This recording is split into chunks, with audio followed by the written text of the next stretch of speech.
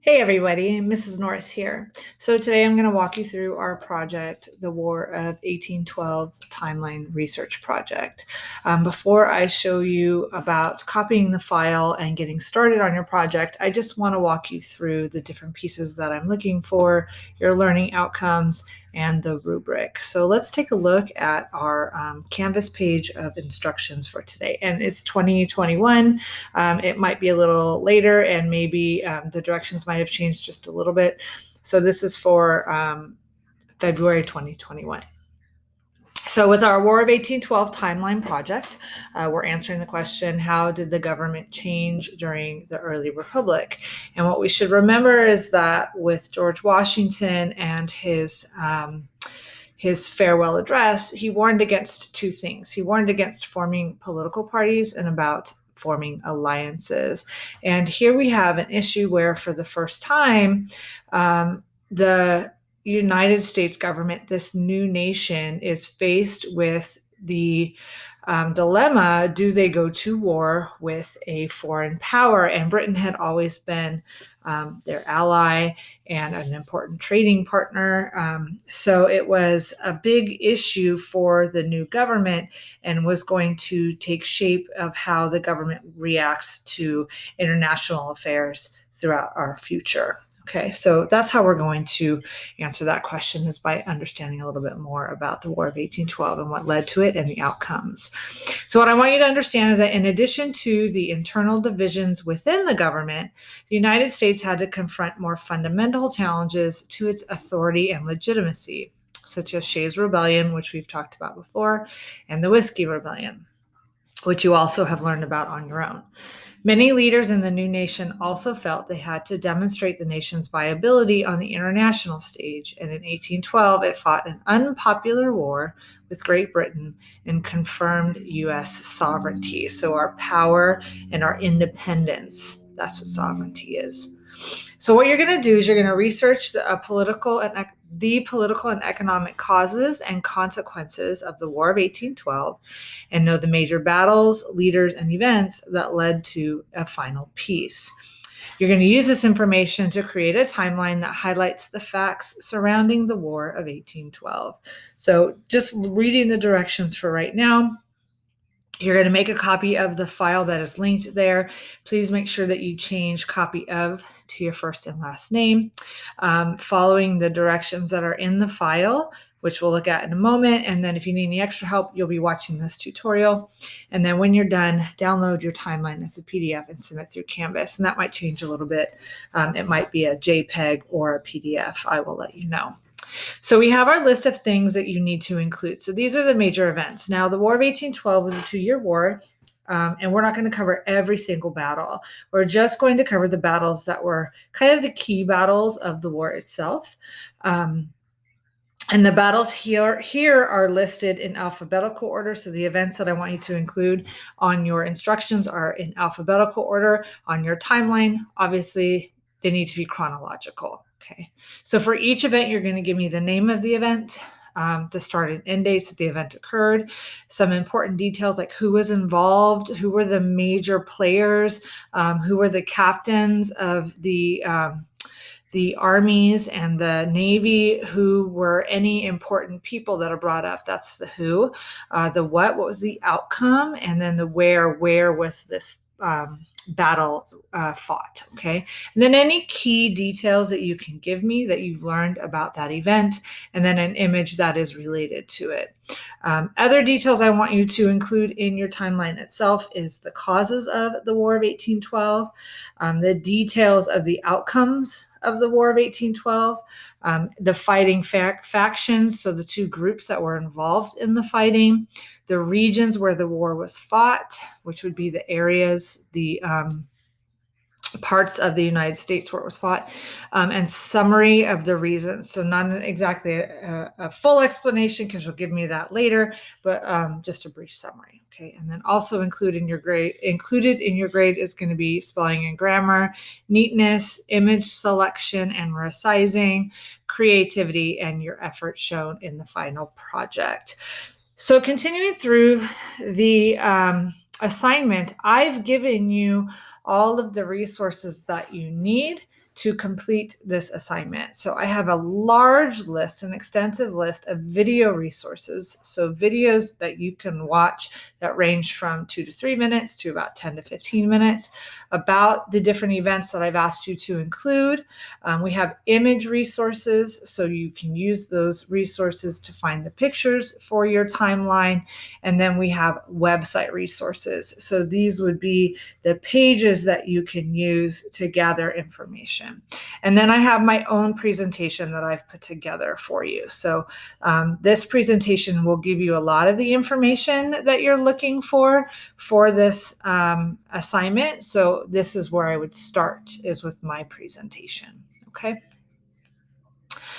So at the bottom, underneath, I'm going to move myself here. Maybe just make myself a little bit smaller.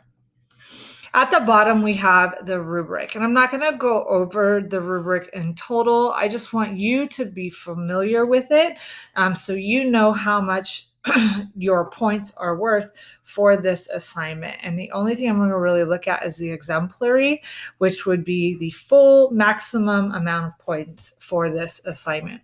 So looking first in content is the inclusion of accurate facts. So obviously your facts need to be correct.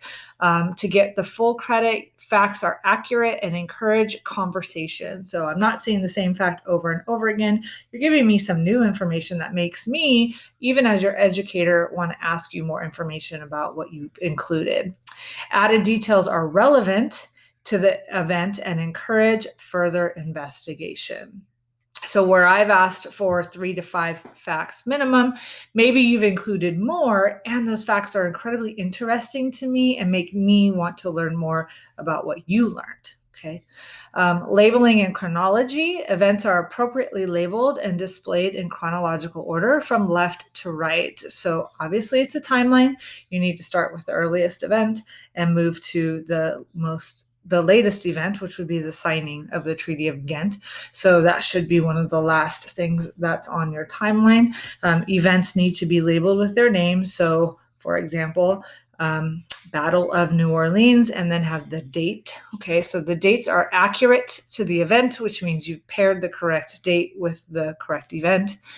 Events are named correctly with additional subtitles or descriptor sentences. So to go above and beyond, you're not just telling me Battle of New Orleans, you're telling me Battle of New Orleans, the fight for more land, or whatever, something that gives me a little bit of a descriptor.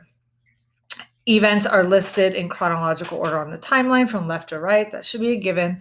And dates include start and end dates for the event. Sentence fluency. So events are clearly described. You're using accurate and vivid language. Now, the problem that some of you have is, first of all, copying and pasting.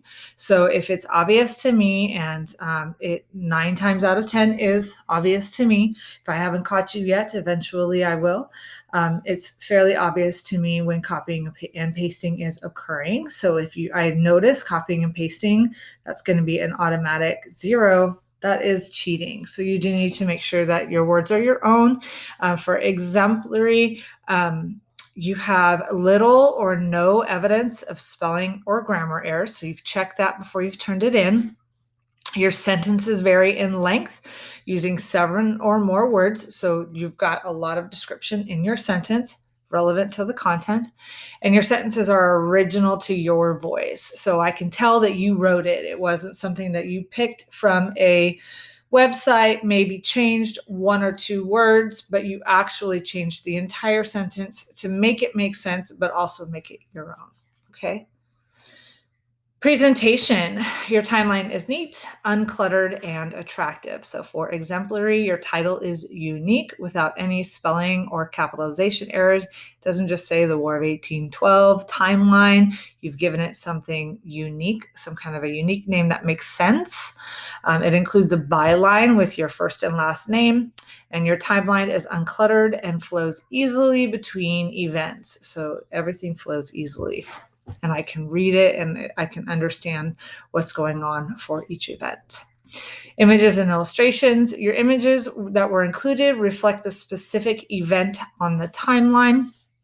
Exemplary means that you've added images that are used to enhance the project, to make it better, and are specific to the content. So I know some of you like to include clip art pictures, which are cute and all, but maybe not what I'm looking for. So if you're adding extra pictures outside of the event pictures I've asked for, those pictures make sense to me. Okay, I understand why you included that. It wasn't just to make it cute, it was there for a purpose. Okay, images, elements such as borders and framing are used appropriately. And then finally, creativity. So your project is unique and reflects effort in execution. So it's not the same timeline I'm looking at every single time. You've made specific choices about your font and your color, your images. All of that stuff is done with a purpose and makes yours stand out as opposed to anyone else's. So your project is unique. Use of creative features that enhance the project, that make the project better, and added elements that are not required but elevate the final product. So currently in 2021, it is February, it is Black History Month, and I've included some links for you relevant to that. I've included links of African Americans in the War of 1812, Blacks in the war. So including information like that is one way that you can add to your project with extra information that I'm not asking you for. So nowhere in your required elements does it say include the role of Black Americans in the War of 1812. But if you include that information, maybe there was a significant Black leader at the Battle of Baltimore. If you give me information about that person and maybe include a picture of them, that's something that's added information that adds to your project, that makes your project better, but isn't something that I asked for. Okay, so that's what I mean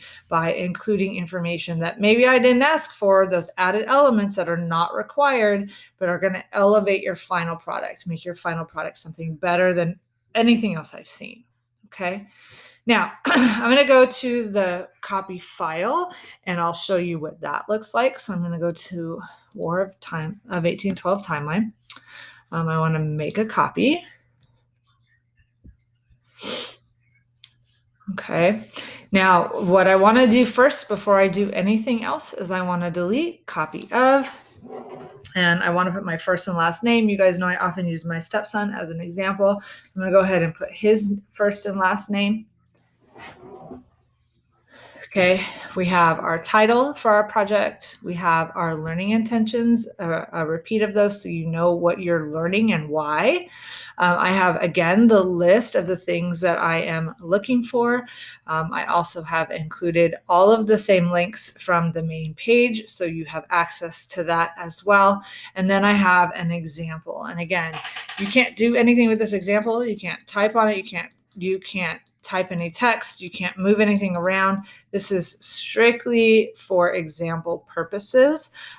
It's an example layout, so your timeline should be a reflection of you. If yours looks exactly like this, are you going to fail the project? No, but you aren't going to get exemplary in any category because all you've done is simply copy mine.